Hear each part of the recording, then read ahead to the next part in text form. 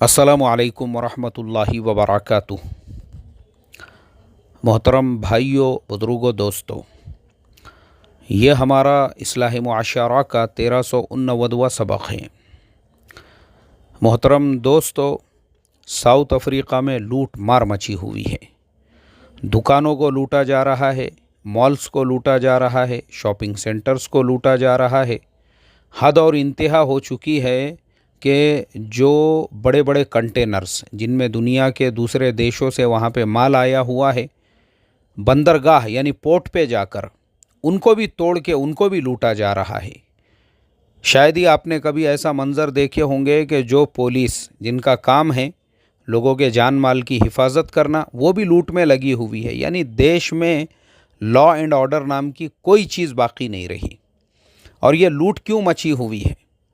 Government ने वहाँ के लोगों पे कोई जुल्म नहीं किया है, बल्कि वहाँ का एक करप्टेड नेता, एक लीडर जिसका नाम जेकब जुमा था, जो साउथ अफ्रीका का एक्स प्रेसिडेंट है, जिसने पूरे मुल्क को बेच दिया था।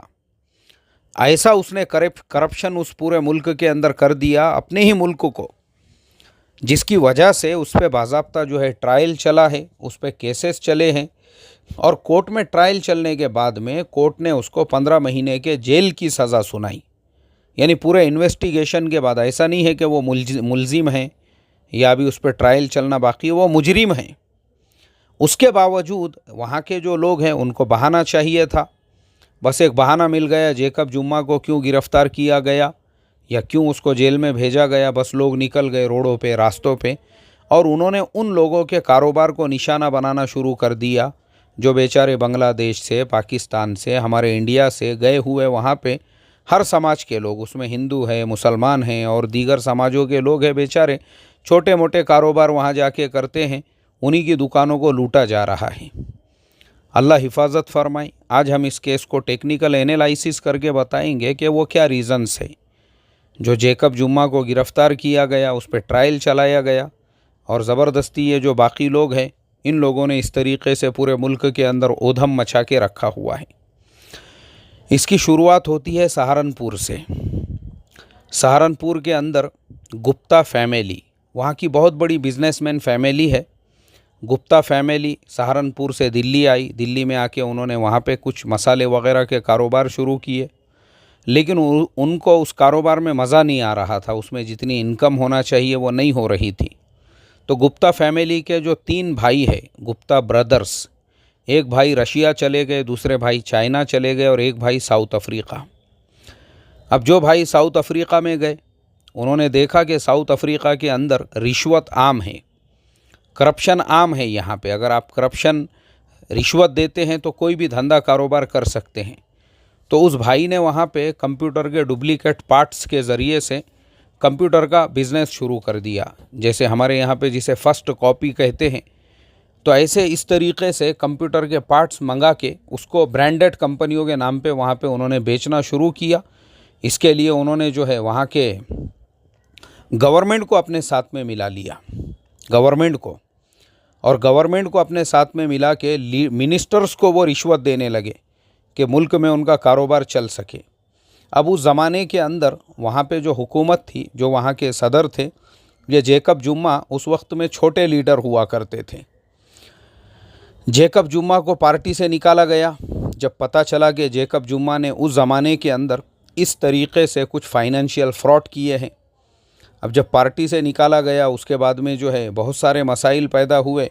लेकिन ये जो गुप्ता फैमिली, यानी ये जो गुप्ता साहब थे वहाँ गए हुए, उनका जो बिज़नेस है पूरे साउथ अफ्रीका में बहुत बेहतरीन तरीक़े से रिश्वत के बलबूते पर फल फूल रहा था। उन्होंने क्या किया, अपने जो दूसरे 2 भाई थे, एक रशिया में और एक चाइना में, तो चूँकि रशिया और चाइना में इनकी कुछ दाल नहीं गल रही थी, वहाँ पे रिश्वत नहीं चलती है, वहाँ पे करप्शन नहीं चलता है, तो वो भी वहाँ पे परेशान हो गए कि यार यहाँ तो बिज़नेस सेट हो ही नहीं पा रहा है। अब जो भाई साउथ अफ्रीका में थे, उन्होंने उन दोनों भाइयों को साउथ अफ्रीका में बुलाया। बोले, मैंने यहाँ पे बिज़नेस को इतना बढ़ा दिया हूँ, मुझे तुम दोनों के सपोर्ट की यहाँ पे ज़रूरत है, आ जाओ तुम लोग भी यहाँ पे। रशिया चाइना वाले भाई साहब भी जो है साउथ अफ्रीका चले गए। अब तीनों भाई मिलकर गुप्ता ब्रदर्स के नाम से उन्होंने अपना बड़ा एम्पायर वहाँ पे खड़ा किया। और जो जेकब जुम्मा, जिनको पार्टी से निकाला गया था, इन लोगों ने उनका केस लड़ना शुरू किया। कोर्ट ने कुछ महीनों के बाद में उनको बाइज्जत बरी किया। अब जब बाइज्जत बरी किया तो यही गुप्ता ब्रदर्स ने जेकब जुम्मा को दोबारा उनके पैरों पे खड़ा किया और उनको जो उनकी पार्टी है अफ्रीकन नेशनल कांग्रेस, उस पार्टी का लीडर बनाने के लिए इन्होंने अपना जितना पैसा लगता था वो उसके पीछे लगाया और इलेक्शन में खड़े करने के बाद, चूँकि ये पार्टी नेल्सन मंडेला की है।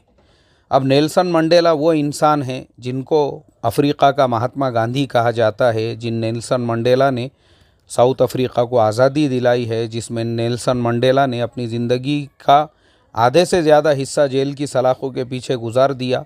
अब वो एक अलग हस्ती हुआ करते थे, लेकिन नेल्सन मंडेला के नाम पर, जैसे हमारे यहाँ पे मैं हमेशा पीरी मुरीदी की बात करता हूँ या हमेशा मैं अकरबा परवरी की बात करता हूँ कि बहुत सारे लोग ऐसे होते हैं हमारे यहाँ पे भी कि वालिद साहब तो वाकई में भी अपने वक्त के अकाबिर हुआ करते थे, बुज़ुर्ग हुआ करते थे, अल्लाह वाले हुआ करते थे।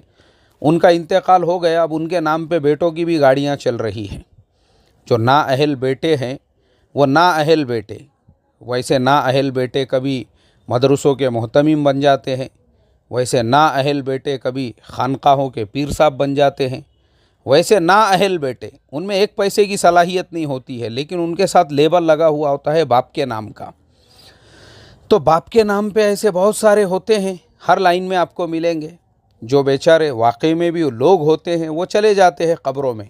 अब उनके कब्रों में जाने के बाद उनके नामों पे बेटों की गाड़ियाँ चल रही है। अल्लाह हिफाजत फरमाए। सेम टू सेम वहाँ पे भी ऐसा ही हुआ। वाकई में भी कुर्बानी थी नेल्सन मंडेला की, वो मर गए, लेकिन उनके मरने के बाद में उनके नाम पर जेकब जुम्मा की जो गाड़ी थी वो निकल पड़ी। अब जेकब जुम्मा के अंदर वो सारी सिफात नहीं थी जो नेल्सन मंडेला में थी, लेकिन पार्टी तो उन्हीं की थी। जो पार्टी थी अफ्रीकन नेशनलिस्ट कांग्रेस पार्टी, वो तो नेल्सन मंडेला की थी। अब उनके नाम पे जेकब जुम्मा वो बन गए अफ्रीका के सदर, साउथ अफ्रीका के। अब साउथ अफ्रीका के सदर बनने के बाद में चूँकि जेकब जुम्मा पहले से ही ये सारे कामों में मुलव्विस थे, करप्शन के चार्जेस वगैरह ऑलरेडी पहले लगे थे उनके ऊपर, लेकिन वो बरी होके बाहर आ चुके थे। अब तो पूरे मुल्क का निज़ाम ही उसके हाथ में आ गया, तो उसने गुप्ता फैमिली के हाथ में पूरे मुल्क को कर दिया। तुमने मेरा इतना सपोर्ट किए, मेरे केसेस लड़े, मुझे सदर बनाने के लिए, प्रेसिडेंट बनाने के लिए पानी की तरह से पानी बहाया, तो अब हम दोनों मिलके आधी आधी रोटी खाएंगे। मुल्क को किस तरीके से बेचना है दोनों मिलके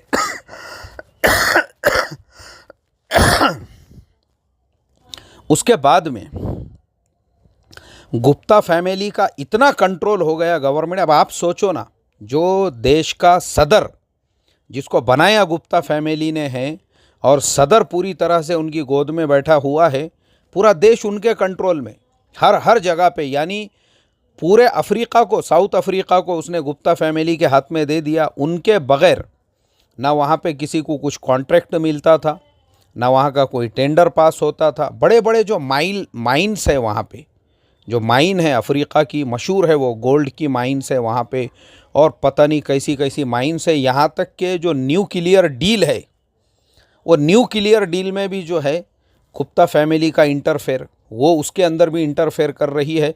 और ये पूरे निज़ाम को उन्होंने कंट्रोल करने के बाद में गुप्ता फैमिली के साथ मिलकर पैसा बनाने का इन्होंने एक जो नया तरीक़ा इख्तियार किया था, उसके अंदर जेकब जुम्मा की भी पूरी फैमिली, जिसे हम अकरबा परवरी कहते हैं।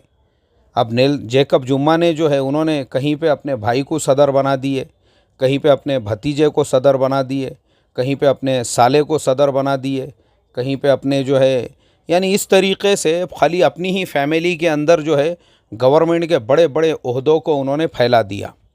अब ये चीज़ गवर्नमेंट के दूसरे जो डिपार्टमेंट्स थे उनकी नज़रों में आई, इंटेलिजेंस ब्यूरो वगैरह ने पूरी इन्वेस्टिगेशन की, और फिर उसके बाद वापस से जेकब जुम्मा के ऊपर ये सारे आरोप लगे, ये सारे इल्ज़ामात लगे कि उन्होंने इस तरीक़े से गुप्ता फैमिली के साथ में मिलकर पूरे साउथ अफ्रीका के अंदर करप्शन का बाज़ार खड़ा कर दिया हुआ है।